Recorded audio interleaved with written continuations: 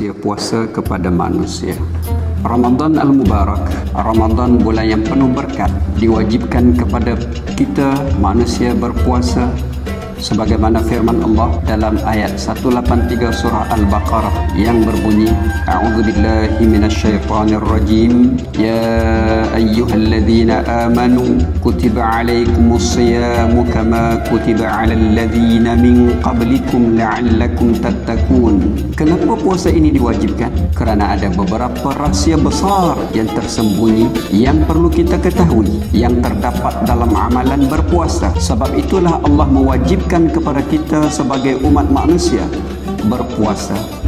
Antaranya ialah rahsia pertama, puasa dapat menguatkan roh dan jiwa. Puasa ni adalah makanan roh, sebagaimana jasad juga perlu kepada makanan untuk tenaga pada badan. Jika roh kita kuat, maka kehidupan mendekatkan diri kita dengan Allah juga akan baik dan kuat. Ini bermakna rohani perlu kepada makanan untuk tenaga ketakwaan kita kepada Allah. Dan apabila roh dan jiwa kita kuat, maka ia dapat mengawal nafsu jahat, iaitu ammaratum bisu, dalam kehidupan harian kita.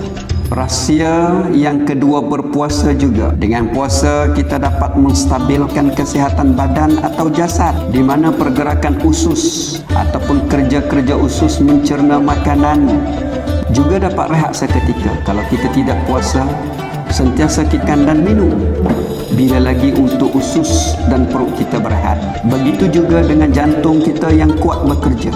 Bila kita makan, jantung akan terus bekerja.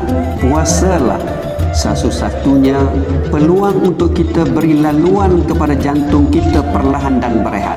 Dan rahsia seterusnya iaitu puasa juga dapat mendidik kita ke arah melakukan kebaikan. Ketika kita berpuasa, banyak perkara sia-sia kita dapat hindari. Lebih-lebih lagi perkara mungkar atau perkara yang haram. Para ulama dan asatizah selalu menyebut Ramadan adalah madrasah, yang bermaksud Ramadan tempat mendidik jiwa dan mendidik kita untuk melakukan kebaikan dan kebajikan. Tempat untuk kita menghampiri diri dengan Allah Subhanahu wa taala. Rahsia keempat, dengan berpuasa kita akan mengenali nilai nikmat Allah yang sangat banyak yang dianugerahkan oleh Allah kepada makhluknya, iaitu nikmat kenyang, nikmat hilang dahaga, nikmat sihat, nikmat udara, nikmat tubuh badan, dan lain-lain nikmat yang Allah bagi tanpa bayaran. Kita rasai lapar, kita rasai dahaga.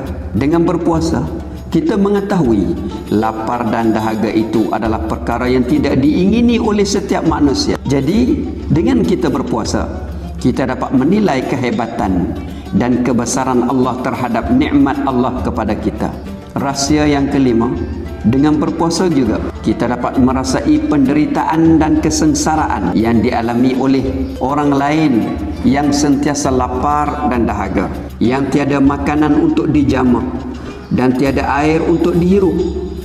Apakah kita mengerti bahawa musibah seperti ini ada manusia lalui, ada manusia harungi dalam keadaan lapar dan dahaga? Tidak ada noktahnya. Dengan berpuasa, kita dapat mengerti bahawa kehidupan mereka yang mereka alami sebegini adalah sangat perit dan menyakitkan. Oleh yang demikian, bila kita mengetahui rahsia puasa yang Allah berikan kepada kita ini dan hikmah puasa ini, maka kita hendaklah persiapkan diri kita untuk terus berpuasa dan tingkatkan lagi amalan-amalan baik ini dengan penuh keimanan dan ketakwaan kepada Allah. Dengan kata lain, jangan kita sia-siakan puasa kita hanya dengan mendapat dahaga dan lapar sahaja.